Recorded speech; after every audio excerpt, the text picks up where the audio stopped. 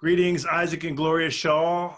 It is great to see you, even though right now you were supposed to be in our house and joining the Crossroads family this week for a prayer conference and board meetings and meetings with U.S. churches. And of course, before that, you were supposed to be in the U.K. and you weren't able to do that either. It would be wonderful for our Crossroads family and friends to hear from you directly how you're doing during this pandemic and how things are going. Maybe first start, Isaac, in describing the situation for us in India and what that looks like. Thank you very much, Josh and Jen. It's so wonderful to see you both and to be able to have this conversation, and also for the church, Crossroads. We love you guys, and we really hurt not being with you and not being with our family in US. The situation is quite bleak. To see millions of people hungry, without food, walking with children in their arms, 3 months old, 9 months old children, pregnant women saying, I ate 3 days ago anything, were just absolutely heartbreaking. Being in India, you have seen enough human tragedies, and you have seen enough poverty and hunger and death.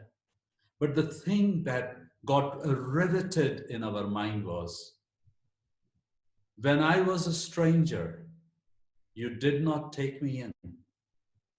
When I was hungry, you did not feed me. When I was naked, you did not clothe me. When I was in prison, you did not come and see me. I tell you, we couldn't sleep with that, because we saw in the face of that migrant worker, we saw in the face of that homeless man and that hungry man, the face of our Savior. And we said, we need to do something. Yes, we won't be able to help everyone, but we need to be helping someone. So we set a simple target that we are going to take care of 2,000 families. And then we are going to provide 10,000 face masks stitched at our center. The human tragedy is huge. It's heartbreaking. It's heartrending. More people have died returning home and in accidents that have happened on the way, and of hunger, than of COVID-19. Yes, I'm not criticizing government's decision. That has to be done.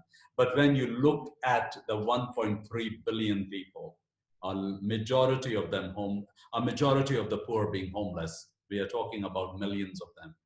The face of the tragedy is different than it is in your nation. Yeah, undoubtedly it is. And you wrote an article for Christianity Today last week that is highlighting some of the ways God's using this pandemic to strengthen the church, unify the church, and provide opportunity to be the hands and feet of Jesus, just as you said. So I would encourage anybody who's watching this video to go on Christianity Today online and read that article.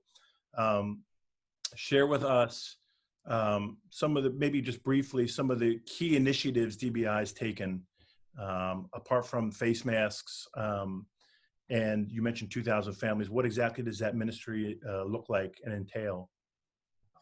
We didn't know what to do, and we just started simply providing dry food sacks to people. Normally 10 kg per family, rice, wheat flour, cooking oil, potatoes, and pulses, so that they will not die of starvation. And we started doing that. And I cannot tell you, the testimonies that have come out. Our Chandoli Center at best of times has been opposed. At best of times, we have had the authorities on our breathing down our necks. And the day of the lockdown, the cops turned up and they said, we want to make sure there is nobody here and everybody is gone and there is no community here. And we said, yes, we have dismissed the community. Everybody has gone home. 3 days later, they turned up again with a bigger number, and we were thinking, our pastor, Pastor Mangal Singh, whom some of you have met personally, he was quite taken aback. And they said, we have come with a request from the authorities that you saw 1,000 face masks to be given to the poorest of the poor. Can you believe this is God's answer? We were looking, they didn't realize, the police officially accompanied us to the market, got a cloth shop owner from his house in the police car, brought him there, got his shop opened for us to buy all our materials, and of course at a discount now because the cops were there. And we stitched our first 1,000 face masks there, and we realized what the Lord was doing. The Lord was, He will lead us in these paths, the paths. He says He will lead us in paths we have not known. Okay, this is the path we didn't know, and He led us on this path. So we believe, and that inspired me to write that article in Christianity Today, because I believe that the Lord is doing something. Just share with us a few things that we can be focusing on in the coming weeks to support you guys. Something dears in our heart, of course, are our children. Sometimes we think, should we have left them? Of course, they're in Gloria's in Scotland, the other children in America. But just an assurance from the Lord that He will take care of them. I mean, we wake up every morning reminding ourselves that it's the Lord who loves them more than we do. And we love you guys, and we look forward to talking to you soon. Thanks for joining us. Thank you. Thank you. It was great to talk to you. We love you. Let's keep upholding each other's in prayer. And our special love and greetings to all those who know us and who have come and served alongside with us in North India.